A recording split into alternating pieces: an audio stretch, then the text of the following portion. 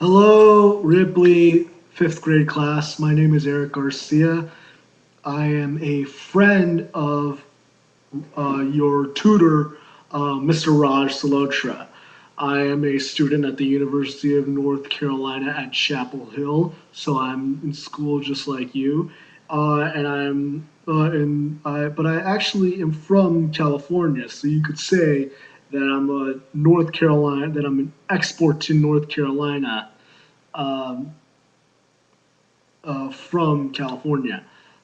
Now, many people don't know this, but I actually am disabled.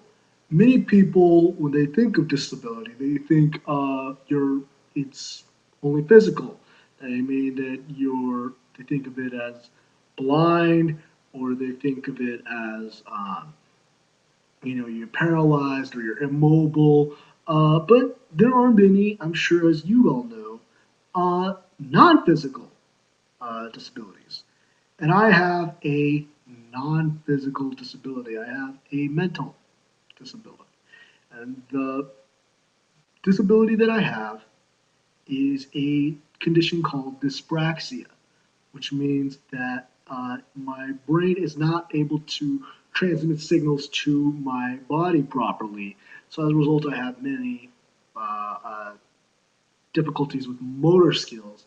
In addition, I have a condition called Asperger's syndrome, which is high functioning, considered a form of high functioning autism.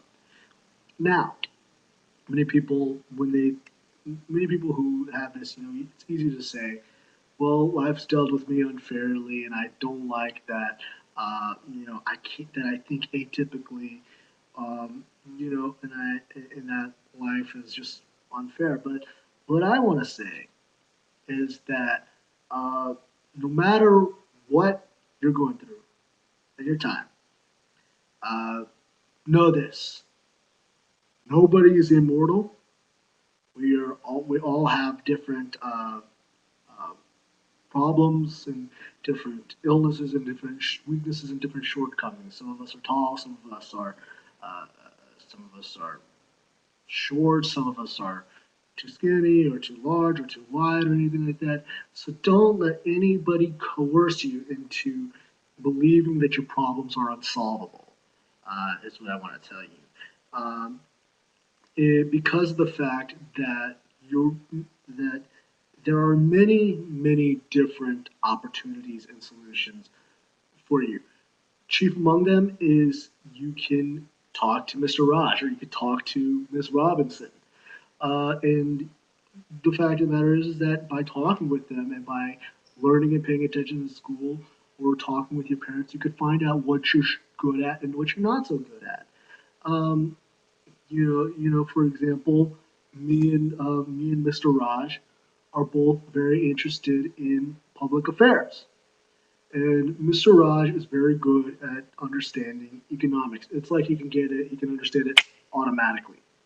Me, on the other hand, I'm really good at understanding international affairs, uh, intergovernmental affairs, intragovernmental affairs amongst relations between countries uh, in the U.S., in the Middle East, and in Asia, and in Africa, and in Europe. That's what I'm good at. So that's something that you can take heart in. Is the fact that we all have different great strengths, and your teacher, Mrs. Robinson, is good at teaching all of you. That's why she became a teacher. That's why she went to school to become a teacher.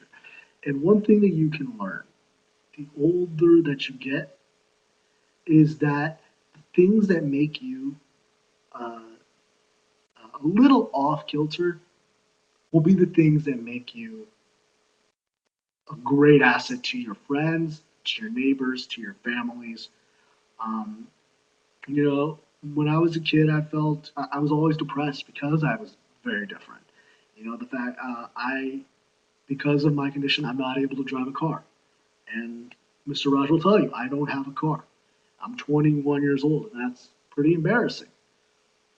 But in the same respect, I learned to find different ways to get around that. I take the bus. I use public transit.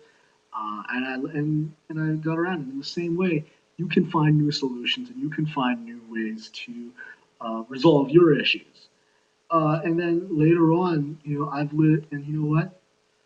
Over time, that's become a very, very small thing, right? And I mean, I've done many great things that I don't even need a car for. Uh, uh, I've worked at the White House with Mr. Raj.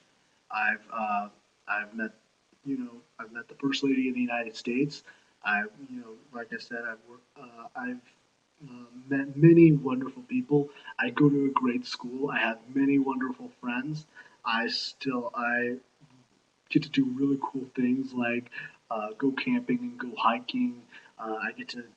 I tutor many people back home in California, and I do have a very, very good life.